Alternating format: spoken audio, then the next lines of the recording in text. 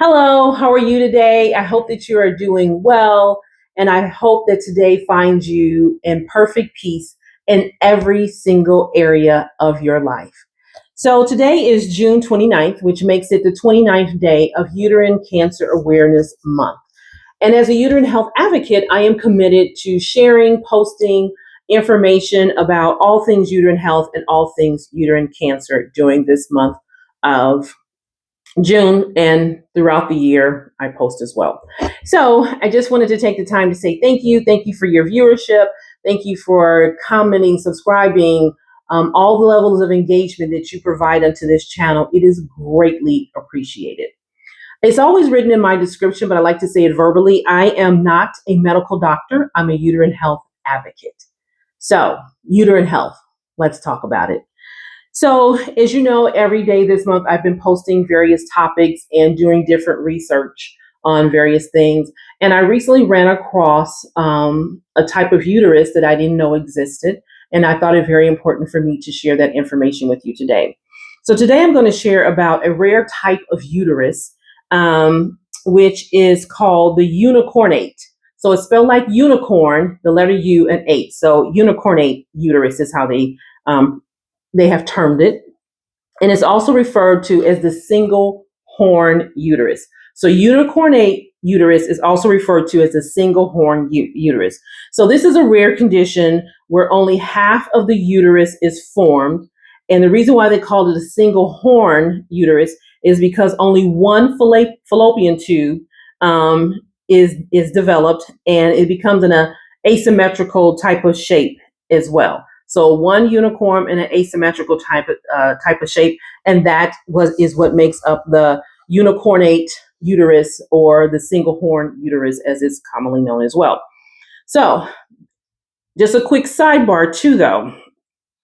If you are diagnosed with a unicornuate uterus, about 75% of women will also have a smaller remnant tissue called a rudimentary horn.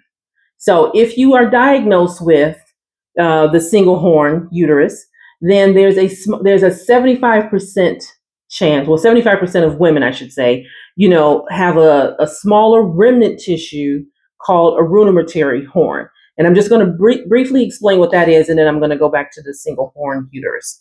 So a rudimentary horn is a rare condition, malfunction where one side of the uterus is undeveloped. And some of the characteristics of this is about 75 to 90% of rudimentary horns are non-communicating, meaning they don't have an opening. They don't have an opening to the main uterine cavity. Your regular uterus does have access to the main uterine cavity. This particular uterus, or rudimentary horn, which is part of the rare condition of the uterus, does not have any communication with the main uterine cavity. So some horns do have functioning endometrial tissue, and you might have a cycle, and then some people don't.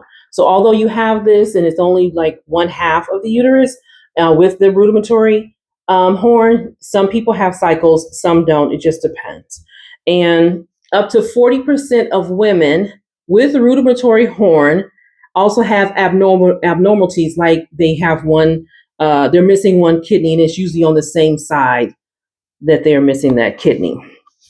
Okay, so I just wanted to put that in there because it is a very important part of the single horn uterus, because it's just this tissue that's there that might be the rudimentary horn. So it might be both.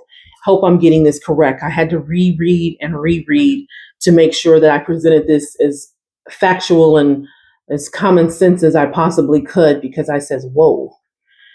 Some of the symptoms of the unicornuate uterus is that, you won't have any symptoms of having a one horn uterus at all. You don't usually find out until you go for some type of pelvic imaging that's unrelated to your uterus or anything like that.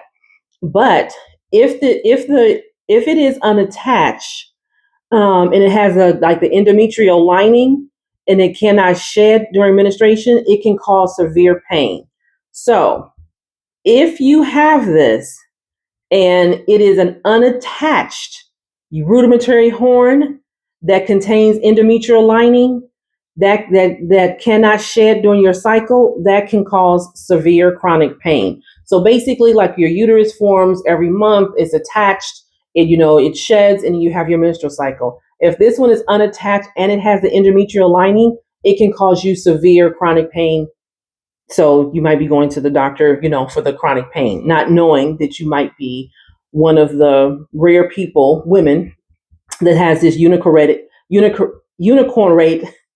uterus. These terminologies that I'm learning, yeah, it's mind blowing to learn these things, but the names of them, I practice them, you guys, before I get on here. I practice, and sometimes I have my note cards with me too. So if you are, diagnosed with, the what do they call it, the one horn uterus, here are some things that could happen if you are interested in pregnancy and fertility options, right? So pregnancy is always possible. I am a firm believer in miracles. I'm a firm believer in just the impossible. I'm a firm believer in that. So, pregnancy is possible, but it is considered a high risk pregnancy. And because the uterine cavity is smaller, they list about 4 things that could happen if you do get pregnant with this rare type of uterus, excuse me. So it is very common that if you do have this rare type of uterus, that you can have a miscarriage, because and this happens usually during your first and second trimester of pregnancy, because it lacks the ability to, stretch like a normal uterus would to allow for the fetus. This does not, because it's half, it's underdeveloped uterus, which is why they call it a unicornuate, right? So it doesn't make room for the baby, so it causes miscarriages during the first and second trimester. You have a greater chance for premature labor as well, and then you have a greater chance for ectopic pregnancies, especially the ones that have a non-communicating rudimentary horn that's non-communicating to the uterus. To the uterine cavity, so you can have an ectopic pregnancy, and you would also have to have a C-section, a cesarean section delivery, because of maybe like breech positioning of the baby. So it's not to say that you can't get pregnant, but they do call it a high risk pregnancy for miscarriages, preterm delivery, ectopic pregnancy, and you would have to have a cesarean delivery. So the diagnosis for this is, what I read from the research is that this is something that you have to have a 3D pelvic ultrasound or MRI or some other type of high advanced imaging. It is not picked up from regular ultrasounds. So, and the treatment, so if you do go and you have this, you may not see it with a regular ultrasound. If you're going to see your doctor, if like it says you chronic pain or something like that, it probably won't pick it up. So treatment is generally required only if there is a rudimentary horn. So if you have this rare single horn uterus, treatment is not required only if there is the rudimentary horn, a part of it as well. And what they normally do is they surgically remove it to help relieve the chronic pain and prevent dangerous pregnancy from occurring. So the key factor here is whether or not that you have the rudimentary horn or not. So that, for treatment. It is highly recommended, and if you are navigating any kind of fertility plans and you are pregnant with this condition, that it is highly recommended that you consult your reproductive endocrine doctor or a high-risk obstetrician. Because of the nature of the uterus, you would need to work with just people that has a little more specialty in the fields of high-risk pregnancies. So this is why I believe the more that you know about uterine health, the better options and decisions you can make with your doctor.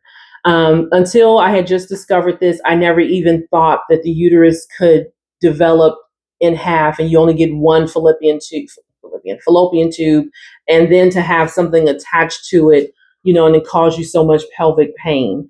So this is why I think that it's very good for us to, the more we know, the better options we can have in how to communicate and develop a plan with our doctors. Let's just say you are having pelvic pain and your doctor is giving you a normal ultrasound. You can say, well, how about a 3D ultrasound or MRI? I want to see, or can we test to see if I have the rare condition of a one horn uterus? That's what I'm saying. You can make have a more informed conversation, I should say, with your doctor. And it's not that the doctor doesn't know about it. It may just not have even crossed their minds if something to cross off the list, or maybe it has. But either way, you're at least prepared. Or if your doctor brings it to your attention, then you can be a little more aware of what your doctor is speaking about because you have heard of it right here on Uterine Health. Let's talk about it. So these are things that I think that are very, important. So if you are diagnosed with this, to your doctor, I think it's important with all things that you're diagnosed with that you learn about it and be able to make a healthy, plan for your healing for you and your body. This is your body. Only you know the pain that you're suffering. Only you really know the best options for yourself. Our doctors are there to provide us information, but at the end of the day, it's still up to us. So the more you know, I do believe the better the health plans, will be for you. And I strongly suggest if you are pregnant, you desire to be pregnant and you are discovered to have this rare uterus, that you most definitely, like it says, work with your doctor. And if you need to see another doctor, that specialize in high risk pregnancies, I say, please do that. You are important. So make sure you take care of yourself as well. And this another thing before I go is I want to say that is why as women, if you feel any discomfort, any pain, see any blood, go see a doctor. Your healing and your diagnosis may be simple or it may be complex, but at least you can understand what has happened to your body. And you can then, from whatever they say that you may or may not have, you have a broken fingernail. Okay, then what are my options to fix this broken fingernail? It could be as simple as,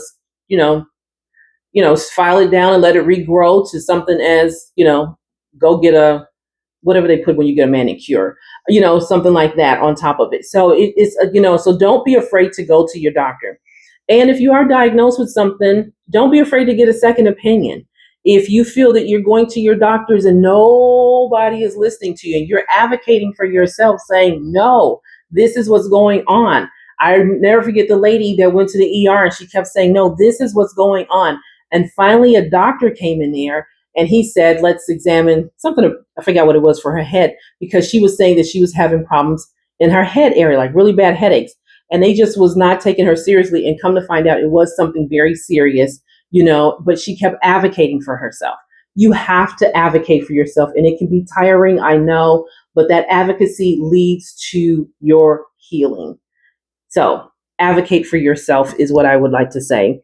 And, because this is your body. So let's take off our capes. Let's, go to the doctor if we're not feeling well. Let's get those diagnoses and figure out how we can bring healing to our body. So I do have 3 articles of reference for you today. One is from the Cleveland Clinic, and these will all be in the description as well. One is from the Cleveland Clinic from June 2022, the Unicornuate Uterus, the cause and the symptoms. The second one is from the International Society of Ultrasound, Obstetrics, and Gynecology, Rudimentary Horn Pregnancies. The third one is from the National Library of Medicine, Pregnancies and Unicornuate Uterus with Non-Communicating Rudimentary Horn, Diagnosis, and Therapeutic Challenges. So those are 3 things that will be in the description for you below. So as usual, I hope the topic that I brought to you today was very informative. It was very informative for me. And again, if you are feeling any kind of pain or discomfort, please stop what you're doing, make the appointment, go see the doctor, take care of yourself, and then working with your doctor and your family, develop a plan of healing that is best for you. So until next time, see you later.